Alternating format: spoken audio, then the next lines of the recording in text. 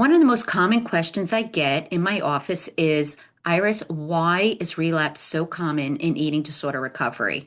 My name is Iris Epstein. I am a registered dietitian, certified eating disorder specialist, and certified Arise interventionist. And today I am going to answer that question. Relapse simply means that you probably are somewhere in your recovery process and your recovery process hit a piece of life that just became triggering. You're actually trying to live, but the eating disorder wanted to save you once again. Eating disorders don't just go away because we finished a program or treatment or we spent a few weeks like without behaviors. Eating disorders are so embedded in the human brain and they're so embedded within our neurological system that old messaging often comes at a price. So stick around. Let's get into it. Let's understand why this eating disorder tried to come save you again. And it all takes place right up in here, which is the human brain. The human brain loves to save us for good or for bad. We have four places we're talking about today in the human brain. One is called the amygdala. We're talking about the hippocampus. We're talking about the insula, and we're talking about the default mode network. There are other places in the human brain and throughout the body that look to save us, different systems, but today we're going to focus on these four. So let's talk about it. The amygdala is the place in the brain that tells, well, information gets into that amygdala, information comes up, we hear it, the amygdala assigns whether or not this is good information, safe information, or dangerous information. The hippocampus is the part of the brain that stores that information for future use. The insula is the part of the brain that actually says, you're not going to believe it if you don't feel it throughout your whole body. So I am going to make whatever dangerous messaging so strong throughout your whole body that you're going to believe it. And then we have the default mode network. That is like a record, or I'm aging myself, but anything that you could put on repeat over and over again, whatever that technology is that you're using, that you will hear it over and over and over again on auto repeat so that you never forget it, almost like your name. The hardest part about the human brain is that the human brain cannot automatically differentiate between something realistic and something that is false messaging. So, if I give you an example of a kid learning how to cross the street and a family member is trying to explain how dangerous it is if they don't stop and look both ways, that's wonderful messaging that teaches our children that, hey, assign that message as dangerous if you don't stop. The hippocampus stores it. The amygdala says danger. Hippocampus says store it. The insula says I could feel if I got hit by a car, the pain and the danger I would sit in if I didn't listen to that message. And every time that kid then comes to cross a street or the ball rolls into the street, the default mode network puts it on autopilot to say, be careful, danger could be there. And that's wonderful. But what happens if that type of messaging takes a wrong turn? And we now have an eating disorder. And how do they get created? They get created by messaging from many different areas in our life. It could be from family, it could be from school, it could be from friends, a teacher, it could be from television, podcasts, social media. And in my specialty, we hear all about good and bad food all the time. We hear all about good and bad bodies all the time. We have doctors that may give us very simple messaging that does relate back to good or bad food. The more that we hear this messaging, the more that anyone who has risk factors for an eating disorder or currently has an eating disorder or in treatment for an eating disorder hears these messages, their amygdala will assign it a message, usually of danger, either something that says if they engage in this behavior or look a certain way, they're not perfect, or they're going to be judged, they're going to be criticized, they're not going to fit into society, and a whole host of other critical comments that I can go on forever. Then, after the amygdala assigns that message, the hippocampus says, if that person assigned it as such a dangerous thing that I felt their body from the insula gives such a realistic feeling, I better store that for a long time. And whenever they see anything that resembles a body that they can't live in or food that's um, assigned bad, maybe some food that's even assigned good if the messaging is about eating it anyway, even if it's good food, but it can make your body larger, then that's dangerous also. And so what happens is the default mode network comes in and says, I'm just going to keep repeating to this person that they're not going to be safe in these situations. So these four places in your brain are coming to actually do the work of what I call saving you.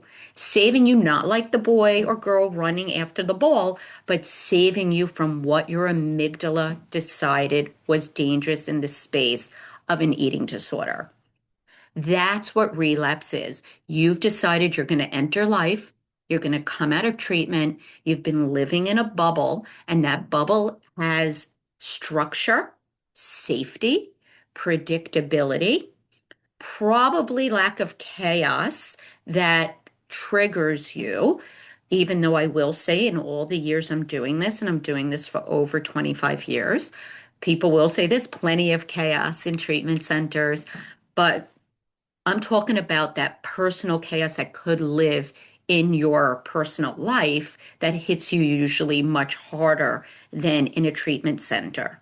Not saying it's easy, just saying that that's the reality of it. So, in my opinion, somebody's in a treatment center, somebody's therapist who may trigger them, or a person in the treatment center, another client in the treatment center may trigger them, but nothing is as bad as your own family member triggering you at certain times. It seems to me that the closer the person is to you emotionally, the stronger the trigger. Anyway, getting back to it. So when you go to live regular life and you turn on the television, you turn on social media, you can constantly be bombarded with these threats or what your brain is perceiving as a threat, even if it's a false threat, which then takes us to relapse. What does relapse do? Relapse says that this is a situation that is really hard to deal with. We've hit a wall in how we can cope with it without our go-to. And the go-to, depending upon how long you've had the go-to, which is the eating disorder behaviors, the go-to becomes the place where we find safety in that eating disorder behavior. Why? Why does that happen? So now what happens is after the amygdala, the hippocampus, the insula, and the default mode network do their damage in this area for this reason, we have something called endorphins, natural opiates, and we have dopamine, which is a neurotransmitter, a hormone, technically like a chemical in the body that basically says, I'm going to make you feel good. If you engage in this behavior, do you remember, you know that good feeling? I could bring you safety. I can bring you calm. I could bring you back to a place where you're no longer in danger. So let me help you. I can protect you. And for people who are in recovery, but have this overwhelming or this highly triggering moment in their life, they will actually start re-engaging in behaviors. It's not because they're at fault. It's because in this moment they're looking to survive. They're looking for calm. I could use this video right now not only for the struggler, but I can use this video also to explain to parents that relapse is not a fail. Relapse is something we call first attempt in learning, if we have to use the acronym FAIL. So we want to learn from this experience. What was the trigger? What is happening to us? How can we cope better in the future? What happens is that if we don't practice that, or someone doesn't know how to help a person in recovery, or the person in recovery who may not have the right support needs to actually understand that they need to go back when these triggers happen and they need to review this situation and ask, what coping strategies could I have done to not use the eating disorder behavior again? And that will be another video on me helping people use tips and strategies, which I hope to have out pretty soon. Anyway, so when a person becomes reliant on this internal dopamine, which is your feel good, calming reward, I've done this, safety chemical in the body, these levels rise a lot. And then we as humans become dependent on these natural chemicals. And if the eating disorder behavior brings these levels to a place that gives that feeling, people become dependent on them.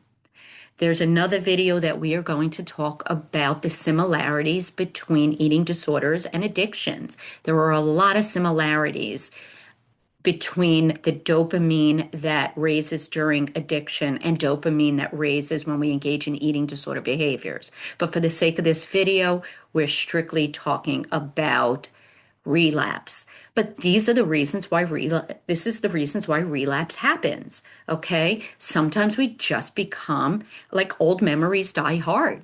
And the eating disorder is so strong. I could tell you a story that I had a client who actually had a stroke from anorexia. And she came into me about 6 months into a thorough rehab. From the stroke to weight restoration. And sadly enough, the stroke actually was still very visible in an eye and in her walking and in her speaking and hand movement. But she was weight restored. She went to live at home with her family. And she says to me in a session, she says to me, I want to show you a picture before my parents did this to me. I was beautiful. I had bright blue eyes. And she takes out the picture. And what do I see? I see a woman with severe anorexia. And she had her eyes that were very bright blue. But ultimately, it was because her face was extremely emaciated. And yet, although she had a stroke, her eating disorder, the neurological place in her brain where the eating disorder gets stored, being the hippocampus, being the amygdala, being the insula, being the default mode network, she still believes that that picture of her looked better than how she looks now. Not uncommon for eating disorder, body dysmorphic perception. So that wiring is really in there. Now, I'm not saying everybody has this extreme version of the storage space in the brain, but I am saying, and I'm not saying that everybody doesn't recover. And I do believe in almost 95% full recovery. Some people believe in 100%. I always believe in 95%. Anyway, so not everyone relapses, but I will tell you, after I saw that person with a stroke and it affected so many parts of her brain, but yet this part, the eating disorder part, was still so strong. She just wasn't strong enough to combat her family, who was able to refeed her. And they also used some other motivating strategies for her about, reconnecting with some loved ones who parted from her because of this. Anyway, with that said, I just want to explain how deep-rooted eating disorders become in somebody's brain. So relapse is not uncommon, but it's surely not a failure. If you enjoyed this video, please subscribe down below. I also left a link down there where you can subscribe to my newsletter, where you can get information about eating disorder recovery on a regular basis. Thank you so much.